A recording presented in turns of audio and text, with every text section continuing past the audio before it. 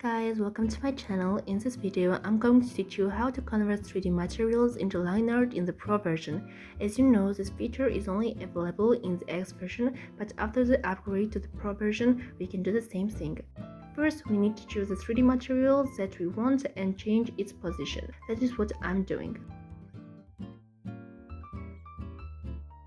After you are satisfied with it, you go up and click the filter, then the quick effect and choose the first one. This window will pop up, and from these filters you have to choose the extract lines. The 3D material will transform into line art and you can just play with density until you like it. If you think your lines are too thin or wide, just go to the filter and choose a correction, then adjust the line width and you can change your lines. There might be some places left without the line, so you can just draw it yourself. This might be a little annoying for most of you, but it's still better than having you draw the whole background yourself. Disclaimer, this is just the way I'm doing my backgrounds.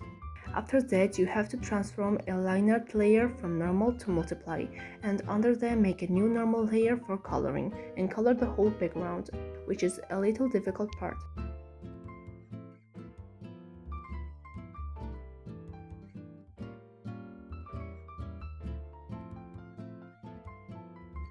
Now I'm going to do another 3D material object to show you everything we did fully in time-lapse. With this, the video is over. Hope it was helpful and you enjoyed it.